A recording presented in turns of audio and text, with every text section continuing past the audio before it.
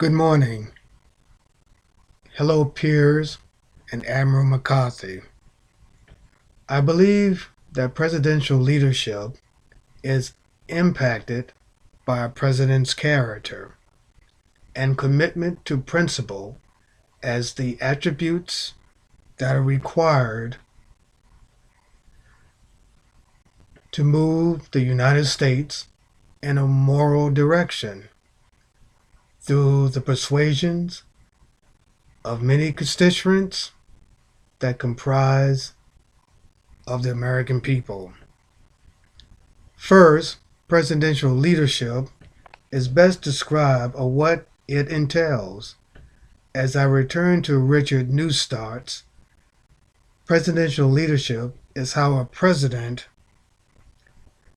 is able to best persuade others in federalism, whether it's domestic or within the liberal world order of nations. According to David Gergen, professor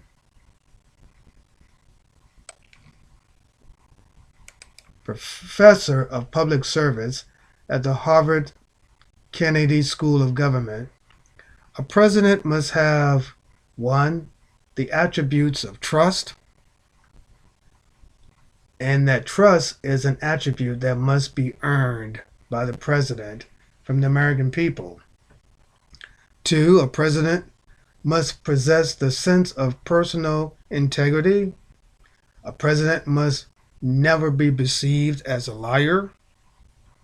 And the president must be able to have the public faith to get the job done through their character and capacity.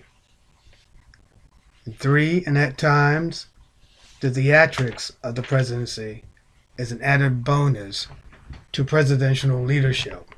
For example, a president stepping off from the cabin door of Air Force One, or removing himself in a combat pilot's gear from an attack fighter squadron on a United States aircraft carrier somewhere on the high seas of the world.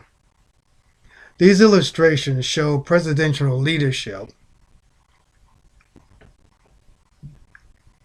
expanding. Presidential leadership rests upon the president having human character that is presidential. There are 4 qualities that can provide a president a framework on how to be a successful leader through his character.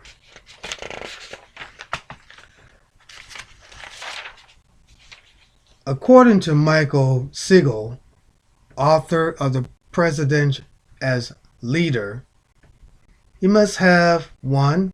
A vision for the presidency, 2. A means to execute the vision, 3. The president has to give attention on small specific goals incrementally, and 4. The president must be able to process the rigors and its implications of decision making by appointing men and women that are courageous followers and not just appointed political appointees. In conjunction with the attributes of presidential leadership, there is presidential commitment.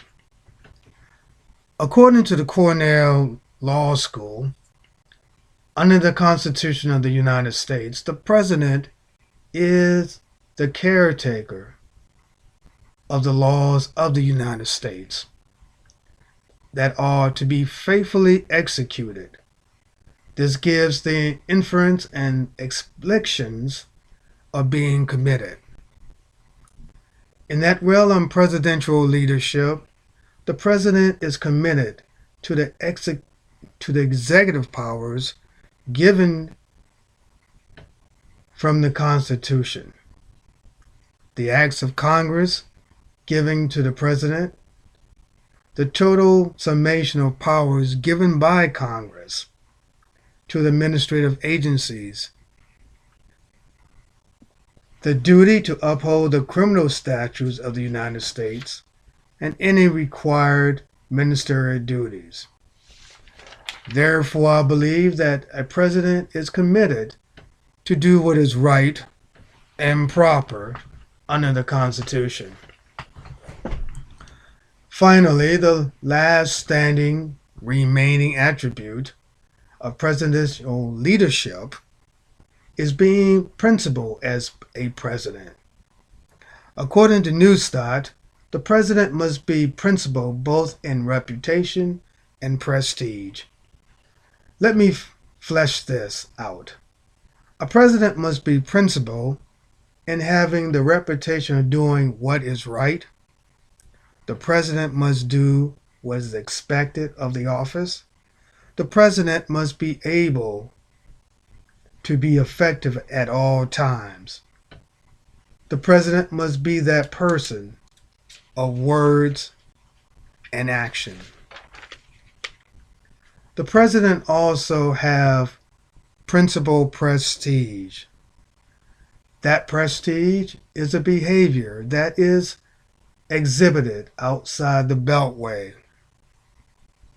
What matters is what and how the American people perceives a president.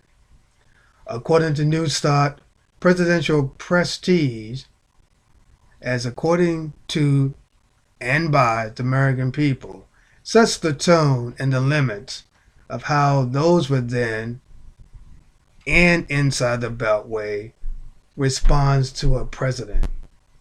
Simply ask your United States Congress,